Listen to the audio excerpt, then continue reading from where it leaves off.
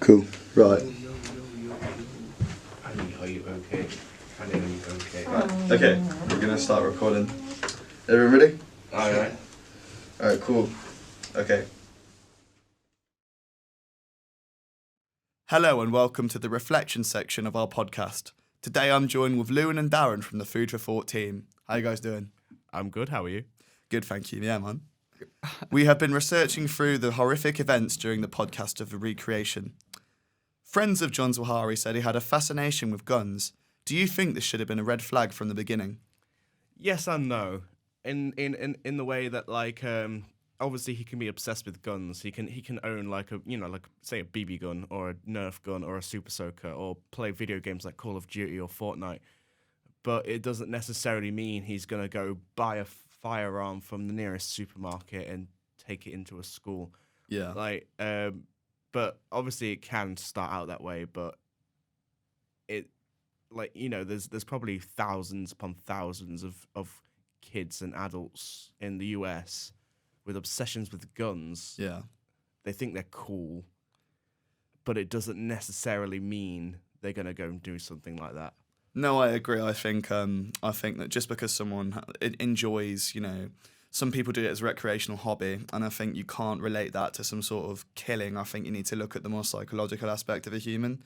I don't think you can look at something like, oh, they enjoy playing, even if it's like, video games or if it's going to the gun range. I've gone to a gun range and I don't have those, sort of like dark thoughts that Zawahiri had when he committed this horrible act. And I don't think you can judge it off of, I agree. I don't think you can judge it off just a fascination. I think you have to judge it on the person and what they do with that fascination personally. Anything you'd like to add, Darren?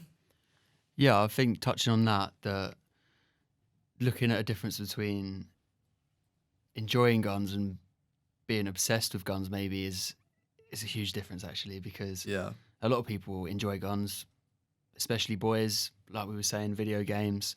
Yeah, I'd say, just to say, I think that is just, we've grown up on that. There's so many games, like, I think it was really popular that even if you're sort of under the age of 18 that you'd play Call of Duty, and I think that can, that is how a lot of kids have been brought up, but it doesn't mean that all those kids are going to then go and do a horrible massacre like this. For sure, yeah. 100% agree. Undoubtedly. Yeah.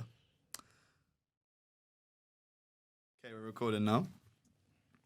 Zawahiri stated in his suicide note that he expressed remorse for killing his father and brother. This led to people believing that the shooting was due to mental illness.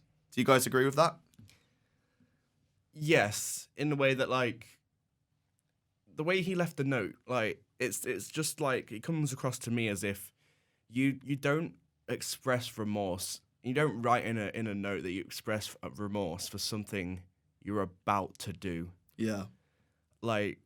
The only thing that makes me think of really is as if he thought it was some kind of holy mission, in the way that he's seeking out justice, as if he feels like, oh, I don't want to kill them, but I have to.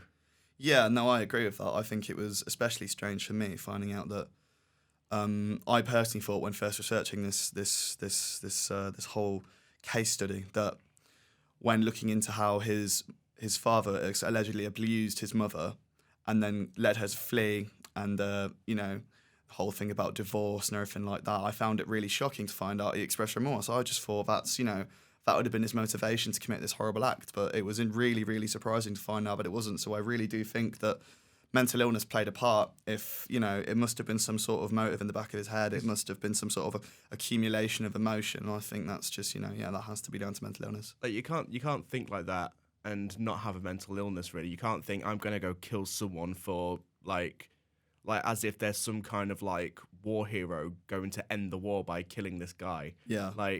I don't want to kill a human being, but, I have to.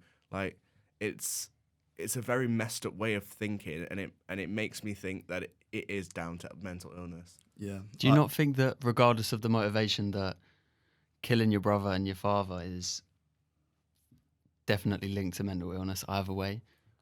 Yeah, no, I think, I think, even with the motivation, I agree. Even if he didn't say remorse, I think there's still, there's still got to be some that, even if it's mental trauma that's led to a mental illness from that aspect of life. I've got to agree It's more with you so there. of like the note is just real. Like the note itself, I think is just more evidence because you can like the murders happen. Like there's like it can be accidental. Yeah. It can be you can just do it out of anger or in the moment, or it could be premeditated. But like, Right. Do you feel there's- like this, because of that note, it feels a I bit feel more like- premeditated than... the note makes it feel like it's like him killing his parents like somehow isn't personal in a way, like he's doing it for the greater good, and that's what makes it seem like mental illness to me. Yeah. The fact that he's not doing it out of any kind of emotion, it doesn't seem like from the note. Yeah. I'm going to have to wrap this one up now, guys. Thank you for listening to episode 1 of Recreation and Reflection, the Santa Monica Massacre. I've been Joe, joined by Lewin and Darren. Thank you for having us. Appreciate it, thank you. We hope to see you in the next one. Goodbye.